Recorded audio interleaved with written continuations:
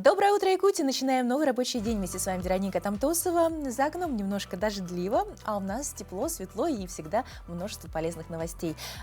Напоминаем, что у нас также есть телеграм-канал, где мы делимся последними приятными новостями, событиями. Вся информация всегда дублируется, поэтому вы можете с нами быть круглый день, все сутки напролет и в хорошем настроении.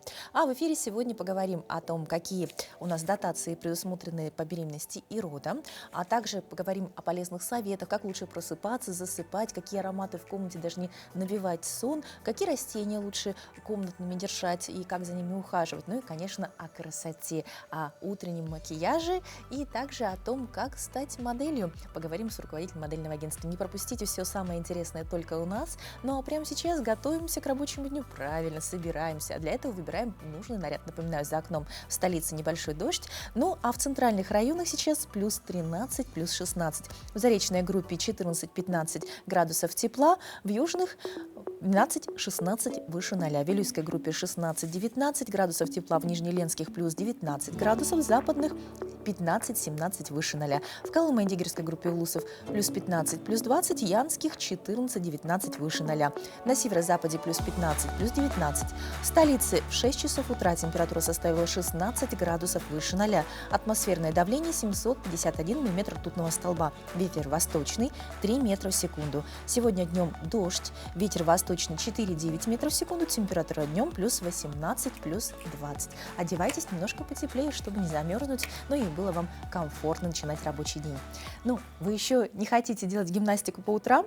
Да, вы только проснулись? Тогда мы идем к вам с интересными и мотивирующими фактами. Специалисты университета Флориды в Америке выяснили, что регулярные занятия спортом повышают у человека уверенность в себе. И даже если вес и объем тела остаются без изменений, самооценка человека, несколько минут в день уделяющему спорту, поднимается. А вот британские ученые пришли к выводу, что даже 3-минутная интенсивная физическая нагрузка по утрам может помочь больным сахарным диабетом. Упражнения корректируют выбросы инсулина в кровь и существенно улучшают самочувствие человека. Поэтому обязательно делайте утреннюю зарядку и можете начать ее прямо сейчас. Доброе утро, дорогие друзья! Приглашаю вас присоединиться к моей утренней зарядке. Итак, ноги поставили на ширину плеч, колени мягкие, поясницу расслабили, плечи положили на лопатки, свесили вниз, макушкой с едва заметным усилием тянемся вверх. Вспомните что-нибудь хорошее, внутренне улыбнитесь, и на этой волне начинаем нашу утреннюю зарядку. Хлопнули в ладошки, растерли. Растираем до ощущения тепла, нагнетаем энергию в ладони, и этими разогретыми ладонями растираем, пробуждаем свое тело. Начинаем с ушных раковин. Растираем по периметру вверх, вниз, внутри уха поводили пальцем. И теперь растираем затылок, основание черепа, мышцы шеи сзади, по бокам, плечи. И переходим на плечевые суставы. Обязательно представляйте, как вы снимаете ладонями с суставов застойную энергию, стряхиваете ее на землю. До ощущения тепла растирайте все суставы, локтевые. И сейчас запястье стряхнули, другая рука. Хорошо. Теперь сжимаем руки в кулаки и вот этими костяшками без нажима взбадриваем позвоночник, растираем вниз до копчика, вверх, насколько идут руки. Нажим усиливаем и растираем спину, поясницу, таз. Ощущайте, как у вас пробуждается вся спина. Перевернули ладони к себе и до ощущения тепла растерли область почек, ребра, талию, живот и тазобедренные суставы. Стряхнули. Выставляем одну ногу вперед, растираем колени вокруг чашечки, по бокам, спереди, сзади. Стряхнули. Другая нога то же самое. Вокруг чашечки, по бокам, спереди, сзади. Стряхнули. И теперь чистим пальцы. Снимаем грязь, грязную энергию, которую мы собрали с суставов, и стряхиваем ее на землю. Держим, делаем довольно плотно. Одновременно массируем активные точки на наших пальцах. Растерли между пальцами. По паре раз достаточно. Взяли руки в замок, потянулись, выгнули спину. Спину назад тянем. И вдох. И на выдохе прогибаемся. Вдох. И на выдохе в сторону. Вдох. И на выдохе в другую. Повернули корпус.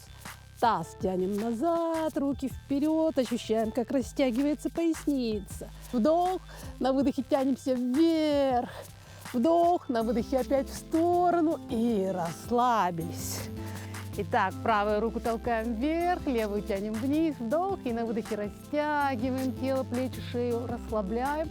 Смотрим на тыльную сторону верхней ладони, вдох, потянулись, расслабились, выдох.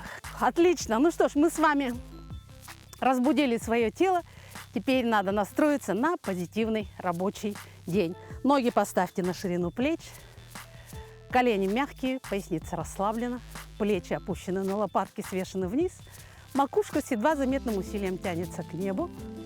Делаем вдох и представляем, как вся гармоничная энергия земли и неба втекает в наше тело.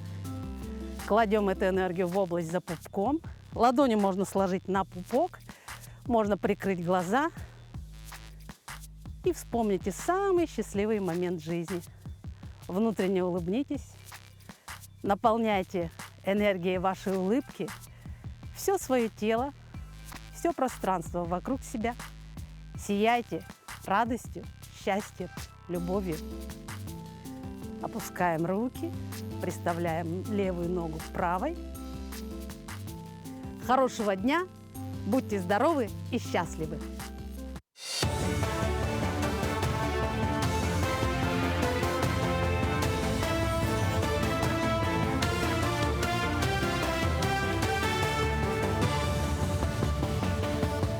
Коллеги, доброе утро. Доброе утро, Якутия. Предлагаем блок новостей.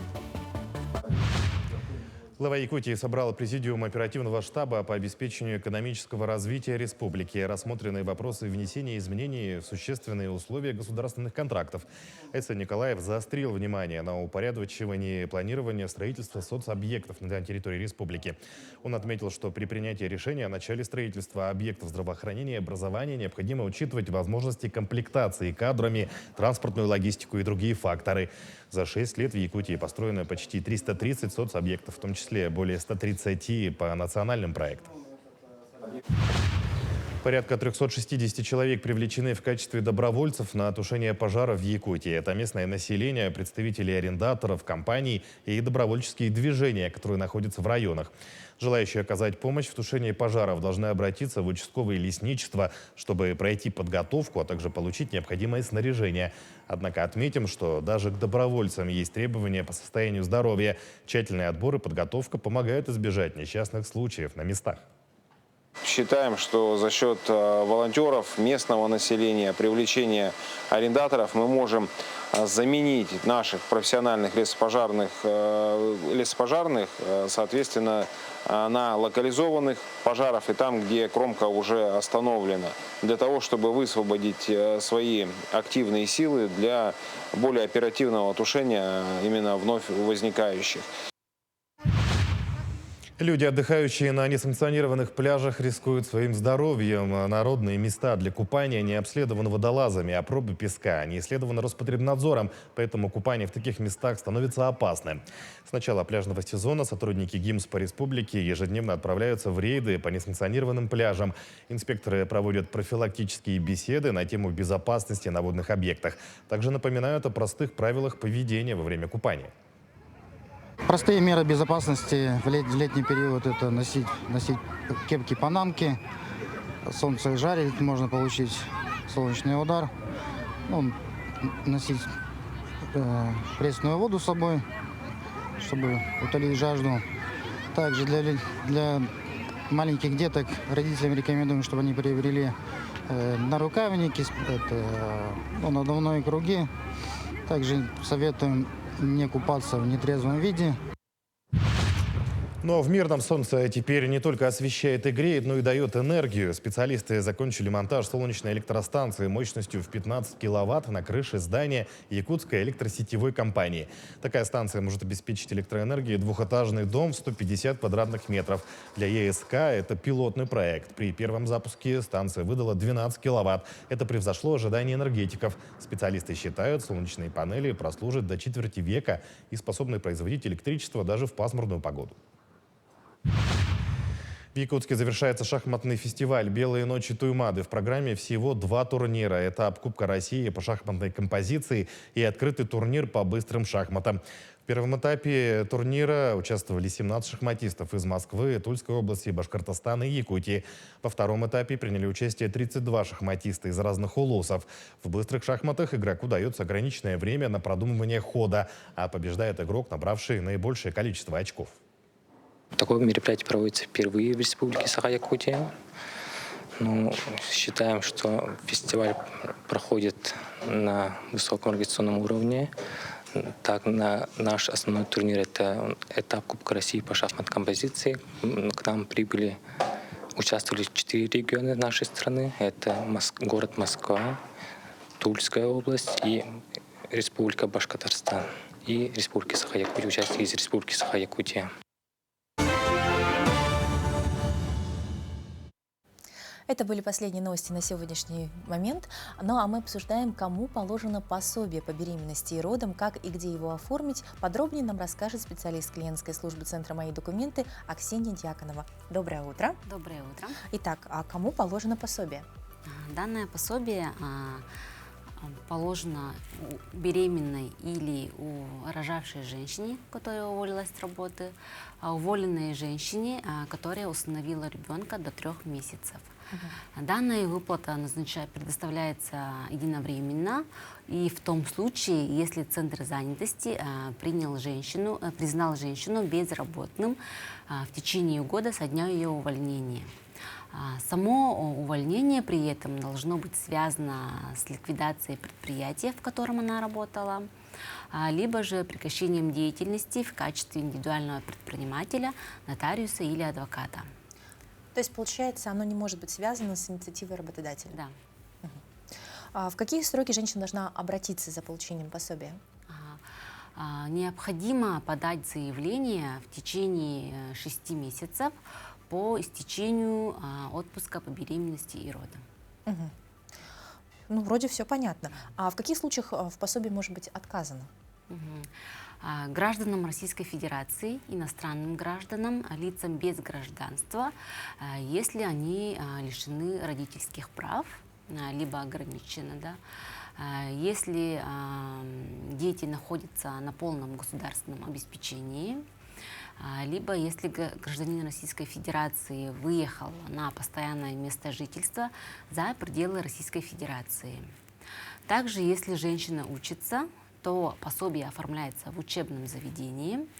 Если она трудоустроена, то, соответственно, оформляет на работе. Если женщина является индивидуальным предпринимателем, адвокатом, нотариусом, да, и вступила добровольно в правоотношения по обязательному пенсионному страхованию, то пособие ей полагается. И она обращается напрямую в орган непосредственно в Социальный фонд России. Я думаю, что многие заинтересуют. Вот сейчас очень много индивидуальных предпринимателей. Что значит вступила добровольно?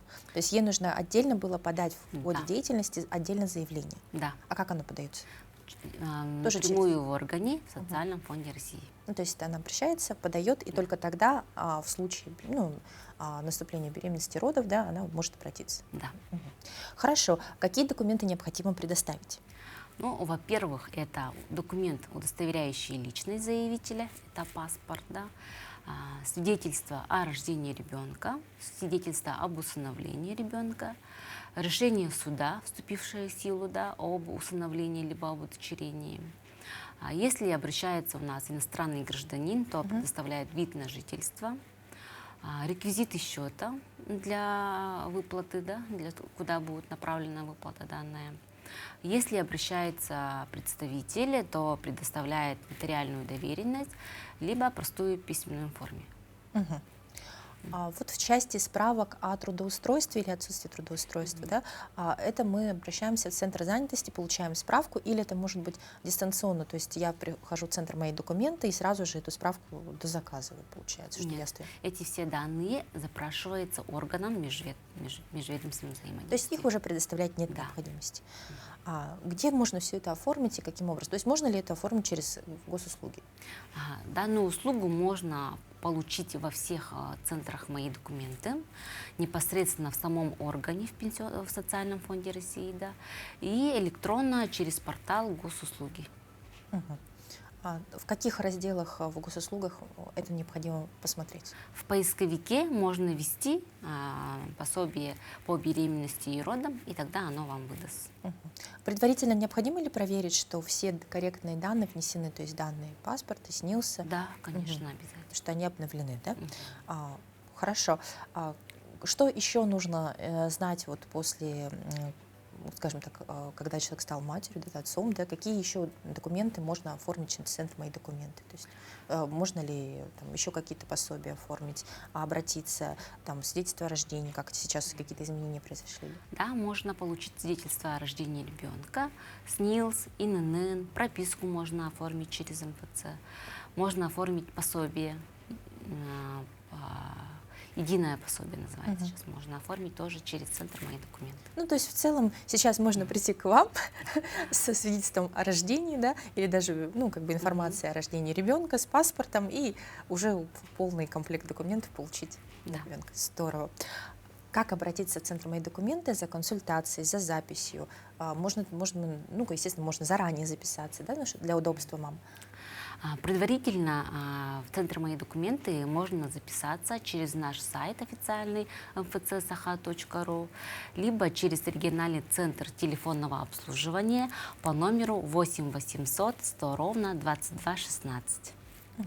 Ну и консультацию по телефону тоже можно Да, получить. тоже можно получить. Спасибо большое за такую подробную информацию. Я уверена, что с центром «Мои документы» стало жить гораздо проще. Теперь мы еще и знаем, что, в общем-то, мамочкам не нужно никуда бегать, и можно прийти прямо к вам. До новых встреч. До свидания. Дорогие друзья, сегодня у нас прохладно, дождик, это радует, а вот жаркая погода оказывает негативное влияние на состояние здоровья населения всех возрастных групп. Особенно страдают лица с хроническими заболеваниями сердечно-сосудистой системы, пожилые и дети. Из-за обильного подотделения нарушается водный и солевой баланс в организме, в результате чего ухудшается питание мышечных клеток и работоспособность организма, увеличивается частота сердечно-сосудистых приступов. Как предупредить негативное влияние жары на здоровье в нашей постоянной рубрике.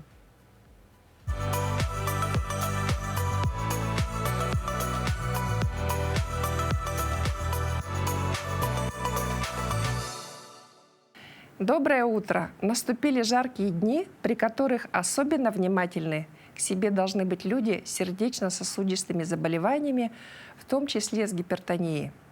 С потом выводится много жидкостей и минеральных солей, а нехватка калия и магния может вызвать перебои сердечного ритма. Из-за сильного обезвоживания кровь сгущается, что повышает опасность тромбоза. У лиц, имеющих те или иные сердечно-сосудистые заболевания, жара провоцирует изменение тонуса сосудов, приступы стенокардии и учащенного сердцебиения. Риск инфарктов, инсультов и закупорки легочных артерий тромбами в такие дни увеличивается в разы. Но как же сохранить здоровье? Носить нужно свободную одежду светлых тонов из натуральных материалов, а на солнце широкополую шляпу, избегая прямых солнечных лучей. Желательно после пребывания на солнце принять душ или обтереться полотенцем, смоченным прохладной водой. Но при этом надо избегать резкого перепада температур. Во время жары даже у здоровых людей снижается количество кислорода в крови. У гипертоников в жаркую погоду могут появляться одышка, слабость, быстрая утомляемость, как повышенное, так и пониженное артериальное давление. Избегайте длительного нахождения на солнце и не выходите на улицу в часы наибольшей солнечной активности. Это с 12 до 16 часов. Работая в огороде, уважаемые дачники, старайтесь долго не наклоняться, иначе в сосуды мозга приливает кровь, повышается внутричерепное давление. Значительно усиливает выделение пота в жаркую погоду характер нашего питания. Сладкая газировка, сдоба, сахар, кондитерские изделия, конфеты и другие продукты, богатые простыми углеводами, лучше исключить из своего рациона, как и жгучие острые приправы. Предпочтительно использовать воду с лимоном, брусничный слабый морс, арбузы, сок граната и другие приятные жидкости. Пейте больше жидкости, не дожидаясь, пока почувствуете жажду, небольшими порциями, буквально несколько глотков.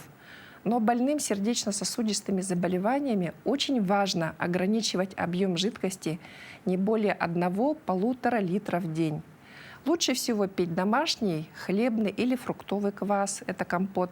В Якутии быб-пахсорат. Это напитки, прекрасно утоляющие жажду и восполняют потери микроэлементов. Можно для сохранения водно-солевого баланса к обычной воде 1 к 1 добавить минеральную воду. Будьте здоровы!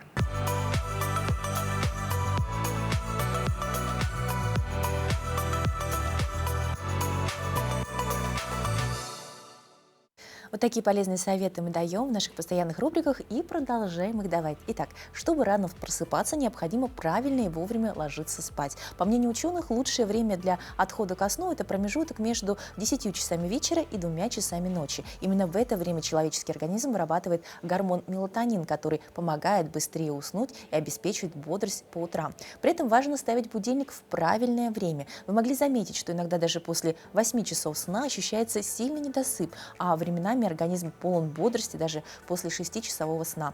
Это связано с тем, что человеческий сон состоит из циклов, длительность которых примерно 1,5 часа. Чтобы встать с кровати бодрым, необходимо проснуться в конце каждого из циклов. Допустим, если вы ложитесь спать в 23:00, лучшее время для пробуждения – это 6 часов 45 минут утра. А вот качественному сну может также способствовать аромат в спальне. Какой, узнаем прямо сейчас.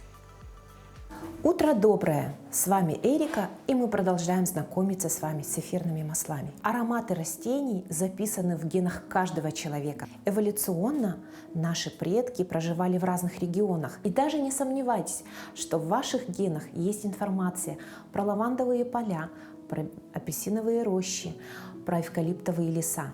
Именно поэтому наш мозг реагирует на ароматы эфирных масел, на синтетические ароматы. Он еще пока не записал информацию. Возможно, в будущем у наших внуков будет такая возможность. Сегодня я хочу с вами поговорить об эфирных маслах, которые обеспечат вам бодрое утро благодаря качественному сну. Ведь если мы выспались, естественно, мы будем с утра чувствовать себя намного лучше. Сюда нам приходит на помощь эфирное масло лаванды, эфирное масло мандарина и эфирное масло римской ромашки. Мы в этом месяце продолжаем говорить об экзаменах. И почему я выбрала масло мандарин? Масло мандарин еще называют маслом детским, потому что он очень хорошо снимает тревогу, беспокойство и поможет вашему ребенку лучше уснуть или не волноваться перед ответственным мероприятием. Также эфирное масло лаванды общеизвестное, хорошее, седативными свойствами обладает. Вы можете капнуть масло эфирного мандарина или лаванды на свою подушку перед сном, и ваш сон, возможно, будет более глубоким. Ведь не случайно считается, что лаванда может вас перенести в 4-ю фазу сна, то есть самую глубокую, качественную фазу. Обращаю ваше внимание, что мы можем использовать и гидролаты растений. И гидролаты растений можно использовать даже грудничкам, потому что они мягко работают и они безопасные. Напоминаю, что эфирные масла имеют ограничения в использовании беременным женщинам, кормящим женщинам и людям престарелым и с тяжелыми заболеваниями.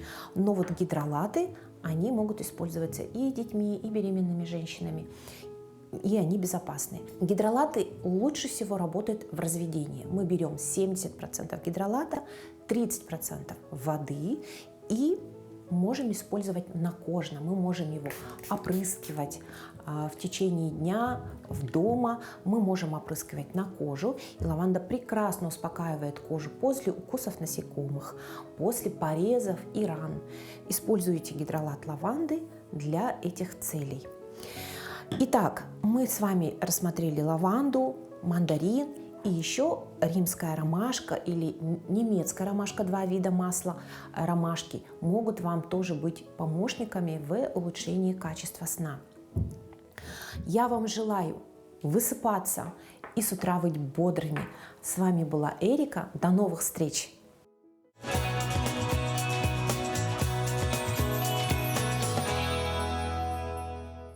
Ну, к таким добрым пожеланиям тоже присоединяемся. Желаем вам высыпаться, а лучше просыпаться в хорошем настроении вместе с нами.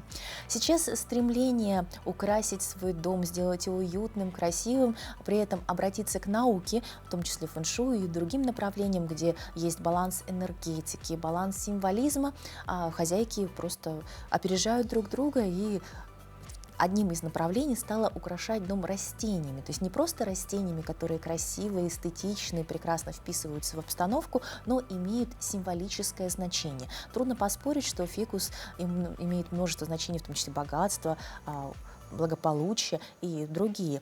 Но а как же за ним ухаживать? Узнаем в нашей постоянной рубрике. Доброе утро, дорогие зрители! Меня зовут Татьяна, и наша рубрика «Сад и огород» приветствует этих прекрасных фикусов. Мы сегодня поговорим с вами о их видах, о том, какие они вырастают, как выглядят. В общем, поговорим о фикусах. В руках у меня прекрасное растение фикус бенгальский одри. Это растение вырастает до 2-2,5, даже иногда 3 метров в домашних условиях. Лист у него с возрастом становится более крупным, мясистым, и листья достаточно такие мягкие и бархатные, такие даже как шелковые, что ли. В общем, такое прекрасное растение ярко-зеленого такого оттенка с яркими жилками салатового цвета. Далее у нас идет фикус лирата бамбина. Это тоже крупный фикус, листья у него в форме лиры, отсюда и название. Вырастает также до 2-3 метров в домашних условиях, но этому фикусу обязательно нужна опора, потому что, смотрите, ствол у него достаточно маленький, тоненький, а листья крупные.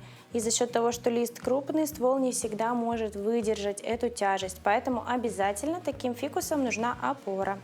Листья с возрастом станут крупнее, но не сильно. Этот сорт бамбина, маленький. Есть еще сорт лирата обычный. У него лист уже достаточно крупный, большой. У этого маленький. Также у нас есть прекрасные виды фикусов эластика. Они есть разные. Есть белис, он с красной каймой. Есть тинеки, он более с белой такой салатовой каймой. Мы это пока уберем сюда. Есть также робуста и другие сорта, но мы поговорим сегодня не о сортах, а о том, как он будет выглядеть.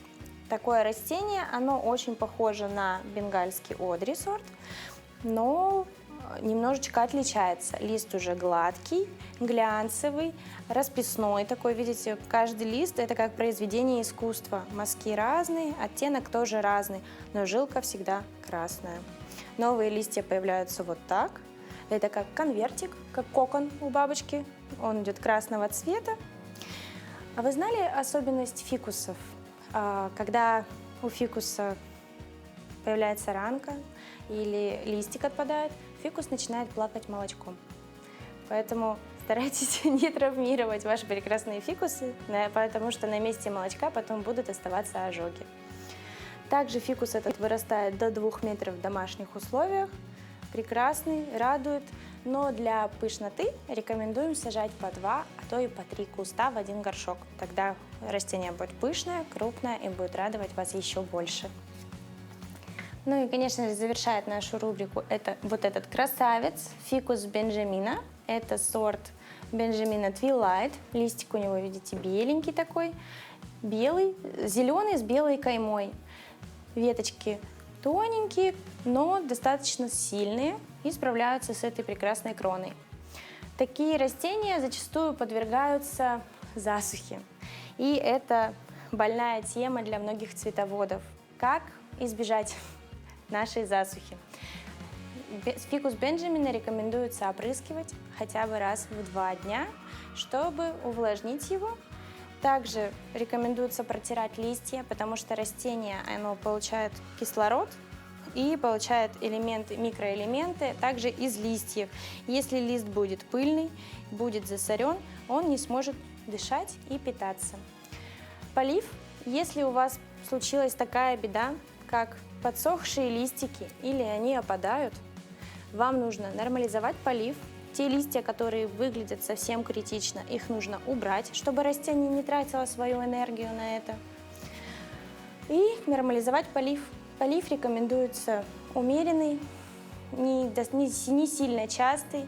Поливайте по мере подсыхания грунта, то есть проверяете пальцами, желательно. Кто-то проверяет палочкой, но мы рекомендуем проверять пальчиками, руки потом можно помыть, а так вы поймете, какого качества ваша почва и какая влажность. Проверяйте примерно вот так, но аккуратно, чтобы не повредить корни. Если земля немножко сыроватая, поливать уже можно. Если грунт сухой, то от полива лучше, полив обязателен и лучше не пересушивать грунт. Тогда фикус будет расти прекрасно и радовать вас. Также рекомендуем воздержаться от сквозняков и перепадов температуры, потому что это тоже не очень благоприятно влияет на этого красавца. С вами была Татьяна. Хорошего дня. Оставайтесь с нами. Всем удачи! Замечательные цветы, я уверена, они украсят любой дом. Но прямо сейчас спешу поздравить с праздником всех любителей футбола. С каким?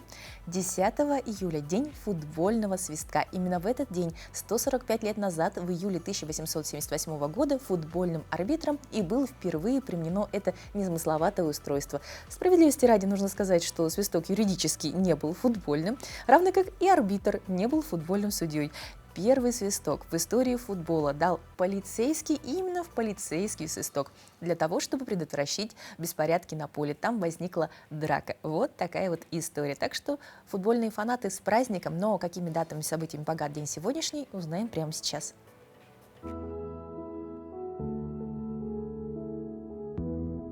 На календаре 10 июля. Сегодня отмечают День победы русской армии над шведами в Полтавском сражении. По народному календарю Самсон – Синагной. На Руси Самсона, Самсона называли также Синагноем. Как заметили крестьяне, в это время часто случаются дожди и заготовленное сено, а на Самсона сенокос был в самом разгаре, намокает и загнивает. Кроме того, дождь на Самсона обещал еще 7 недель мокрой погоды до самого бабьего лета. На Самсона дождь 7 недель тож, говорили люди. Зато ясная погода предвещала 7 недель безоблачного неба. Этот день в истории. 1709 год, 10 июля. День победы русской армии под командованием Петра I над шведами в Полтавском сражении. В этот день родились 1765 Петр Багратион, русский военный князь, герой Отечественной войны 1812 года. 1856 Никола Тесла, американский изобретатель сербского происхождения, инженер, физик. 1902 Сергей Лемешев, советский оперный певец, лирический тенор, народный артист СССР. 1905 год Лев Кассиль, советский писатель-прозаик. 1947 год родился Илья Олейников, советский и российский актер и телеведущий, народный артист России. 1981 появился на свет Михаил Дегтярев, российский государственный, политический и общественный деятель. Именины сегодня отмечают Александр, Владимир, Мартин, Самсон.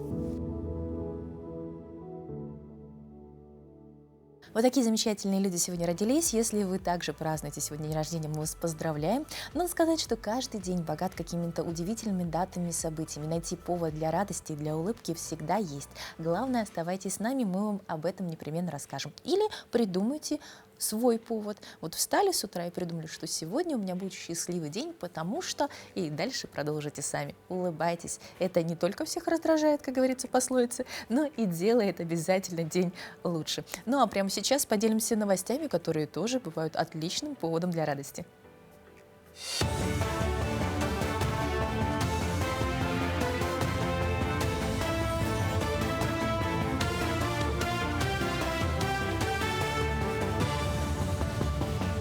Якутия, доброе утро. Смотрите блок новостей.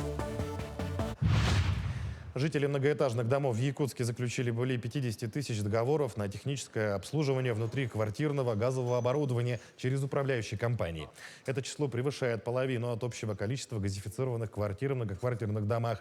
Почти 14 тысяч собственников заключили прямые договоры с компанией «Сахатранснефтегаз».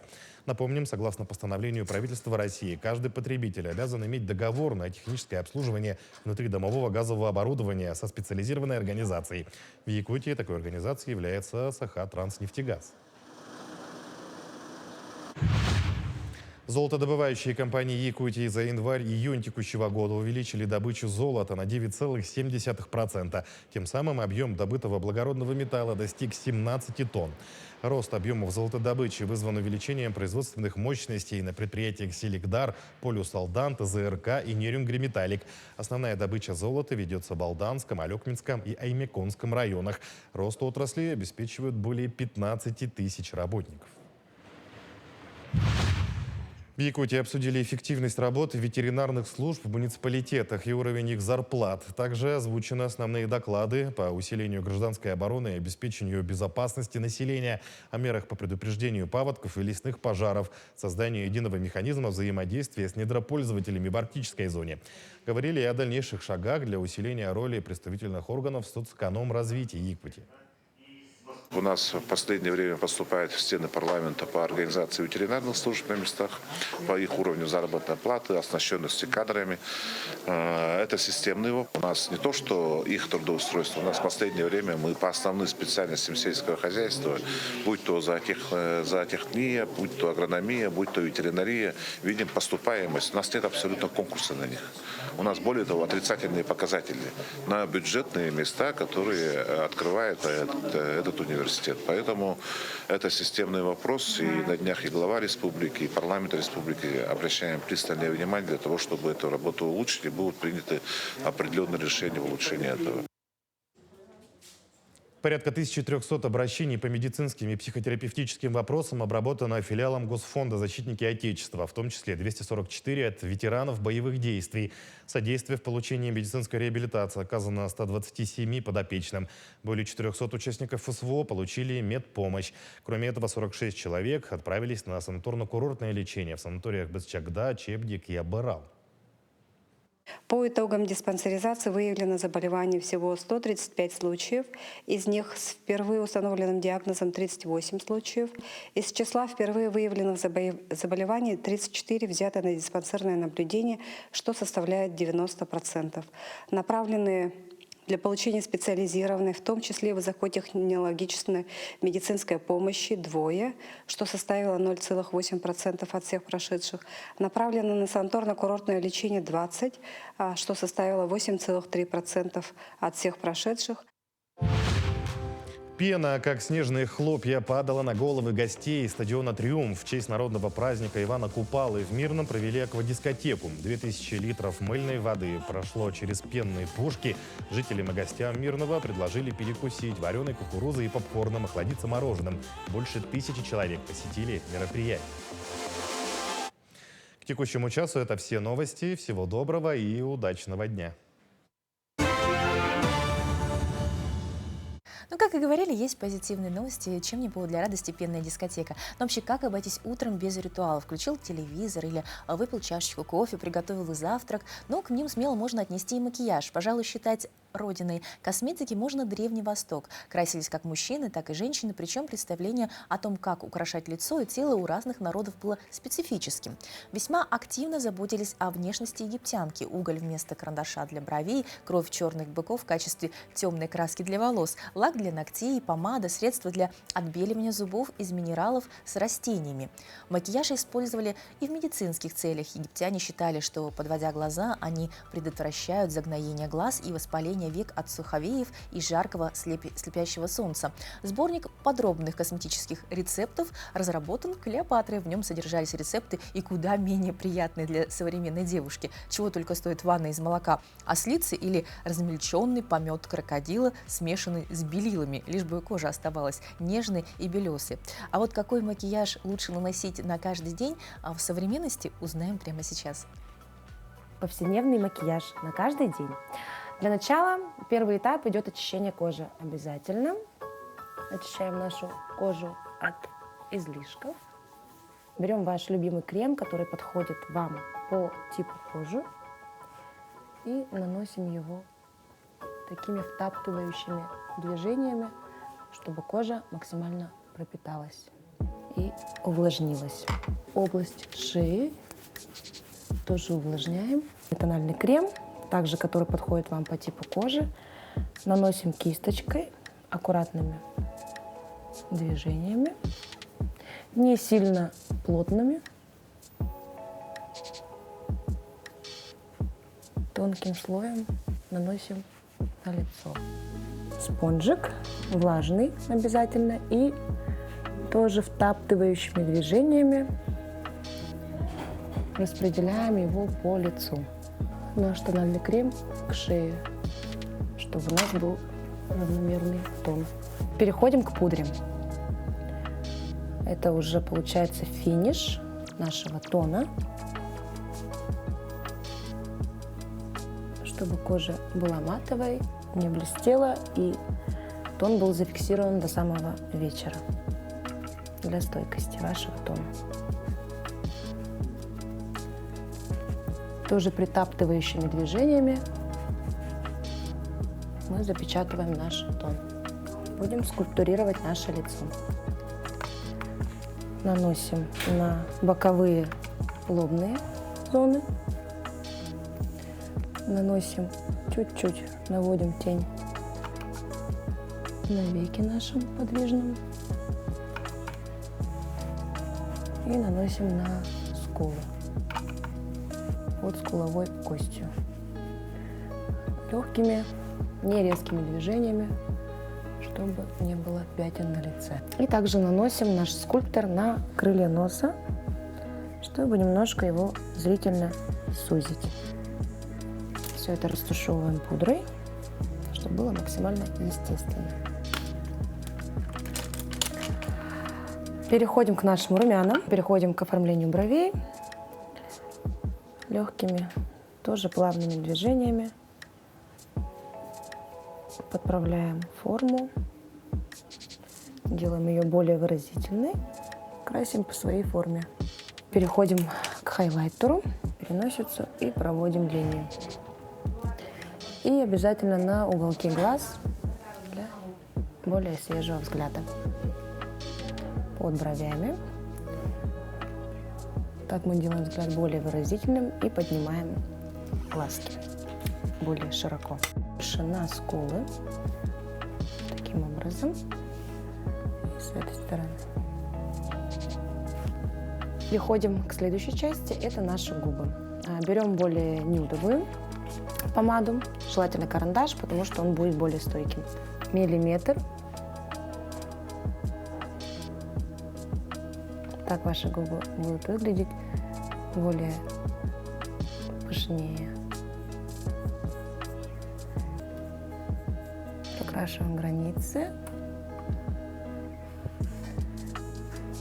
уходя к середине. Вот и готов наш повседневный макияж. Требуется всего лишь минимальное количество косметических продуктов для того, чтобы вы блистали. Замечательные советы, и правда макияж получился такой интересный, поэтому берите на вооружение. А сегодня у нас в гостях человек, который все знает о моде, о стиле, руководитель модельного агентства Taya Models Мария Лавлинская. Мария, доброе утро. Здравствуйте. Очень рада вас приветствовать. Итак, в современной действительности мы очень часто от молодых девушек слышим такое желание «хочу стать моделью», при этом без уточнения какой.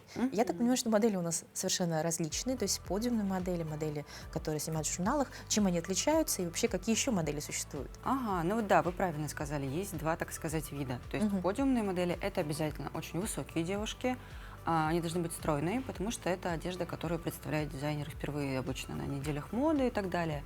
Рост — это потому что вас должно быть видно. Вот, то есть тут достаточно строгие требования. И фотомодели — это модели, которые обладают очень хорошей харизмой, которые очень хорошо позируют на камеру, ничего не боясь, которые могут продемонстрировать товар, который им нужно прорекламировать, не отвлекая от него. То есть какая бы яркая ты ни была, ты должна быть одновременно яркой и одновременно держать себя в таких рамках, чтобы ты не отвлекла от того, что нужно Ну, показать. вот сейчас на экране мы видим именно подиумных моделей. Совершенно верно. Ну, вообще, какие к ним требования сейчас? То есть критерии, по-моему, менялись из столетия в столетие, и сейчас мы пришли к каким стандартам? Ну, рост сохраняется, это если еще отталкиваться от рынка. То есть, если, допустим, это рынок России, это определенный рост. Рынок Азии, он немножко пониже, то есть там от 168 ты можешь работать абсолютно спокойно. Рынок Европы, он более суровый, то есть там обычно, если у нас приходят требования на модели, 178 это минимум. Поэтому мы максимально стараемся растягиваться с девочками, чтобы рост всегда шел. Ну и до 25 мы спокойно растем, поэтому как бы с этим проблем нету. Вот. А в плане именно фигуры, то есть вот соотношение стандартное у нас, по-моему, так, если не ошибаюсь, вот рост минус 110. Ну, это для нормального человека. Это для мужчины. Для мужчины. Девушки 12, да. Но вес мы никогда не рассматриваем, то есть нам важны объемы, параметры. 90-60-90 от этого отходят давно. То есть есть агентства, которые по-прежнему строго требуют, к этим требованиям относятся. Есть те, которые, наоборот, более разнообразно в этом плане подходят, потому что нужны разные модели. То есть на какие-то мероприятия нужны девушки, наоборот, с более, допустим, пышными бедрами и так далее, более живые. Потому что слишком исхудавшая модель немножечко выходит из моды. Возможно, это даже хорошо, потому что страшные диеты, которыми себя морили. Вот, поэтому от параметров строгих отходят, и есть модели с любой фигурой.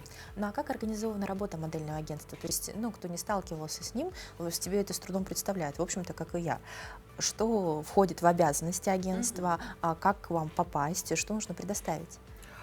Прежде всего, наша обязанность – это раскрытие потенциала, продвижение моделей. То есть мы стараемся, чтобы наши девчата летали и за границу работать, участвовали во всероссийских конкурсах, мировых конкурсах, чтобы показать, какие шикарные девушки у нас в Якутии. Вот. И, ну, прежде всего, это максимальная подготовка модели к работе. То есть, чтобы она могла прийти на любую съемку, выступить на любом показе, показать себя максимально профессионально. Вот этим мы и занимаемся. А какими навыками необходимо обладать? То есть вот сейчас перечислили, и так навскидку не скажешь. Ну, хорошо, красиво улыбаться, вроде хорошо, красиво ходить, вот. Как будто бы это все просто. Самое главное, я считаю, что это дисциплинированность. То есть это и дисциплина к себе, то есть поддержание формы, ты должна высыпаться, ты должна быть всегда со свежим, здоровым, выспавшимся видом. Дисциплина, пунктуальность в плане дисциплины, то есть опоздать на кастинг, очень много вариантов, там, заболеть и так далее. Вот держаться именно так, чтобы ты была на кастинге первая, чтобы тебя сразу видели, что ты ответственно подходишь к этому. Потому что, как любая профессия модели, это прежде всего ответственность. Никто не будет терпеть тех, кто там опаздывает, пришел в каком-то не особо свежем виде, то есть какой-то неряшливый. Поэтому это очень-очень важно. А как проходит отбор в модельное агентство и, собственно, какие модели сейчас востребованы? Мы обучаем всех желающих с нуля, и уже далее, после обучения, мы просматриваем, кто может работать, кто максимально раскрылся, кто готов, кто сам хочет, и уже приглашаем в основной состав агентства, и с этими моделями мы работаем.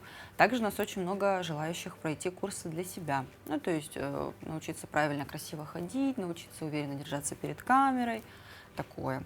Вот. Касаемо востребованности моделей, в принципе, очень много поступает разных заказов и на абсолютно разных моделей, то есть и по росту, и по размеру, и так далее. Главное, чтобы ты была уверена в себе, потому что если ты придешь зажатая, то, соответственно, это не годится совсем. То есть ты должна быть уверена в себе, и тогда все получится. Ну, я знаю, что модельные агентства, они как бы, ну, если мы говорим о больших модельных агентствах, имеют заказы по всему миру. А вы упомянули, что у нас тоже. Вот сейчас за последний период времени девушки где, в каких странах, может быть, городах России работали? Мы вот после Нового года летали на неделю моды в Харбине. Там из России было 53 девушки, вот 3 наших девчат летали. Сейчас очень много заказов на контракты с сентября, поэтому мы пока ждем. У нас много девчат готовы, но очень много первокурсниц. Но прежде всего образование мы в любом случае ставим, поэтому ждем еще ответы от родителей, что они решат и так далее. Ну и готовим. Даже у нас есть девочка, которой сейчас 13 лет. У нас есть агентство, которое ждет ее с 12. Мы ждем, пока исполнится 14 лет, она будет работать в Корее. Вот. Ну, правда, пока все переживаем, особенно родители, но это логично. Но максимально готовим и девочку, и мамулечку, если не секрет, что, то есть это представитель косметики, одежды, и почему именно вот даже готовы ждать? Это прям крупное модельное агентство, оно работает в России и в Казахстане. Они нашли через наши социальные сети девочку, очень заинтересовались, потому что очень подходит по внешности. Но у нас пока парочка сантиметров в росте, мы сейчас максимально прибавляем. И, соответственно, вот ждем 14-летия. Они готовы забрать уже сейчас, но родители сказали, что лучше подождать. Но я согласна с ними, чтобы ребенок был больше готов, потому что это другая страна, они едут одни, несмотря на то, что там строгий контроль за ними, то есть их сопровождают на все работы, но все равно это ребенок. Ну да. Если не говорить о профессиональной деятельности, а о модели, то есть человек не планирует связывать свою дальнейшую жизнь с модельным бизнесом, там, но просто хочет научиться для себя, какие, как вы считаете, навыки он приобретет, работая с вами? Во-первых, уверенность в себе.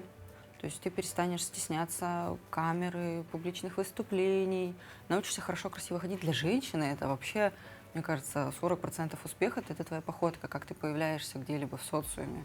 Вот. Ну вот, как уже сказала, уверенность в работе перед камерой.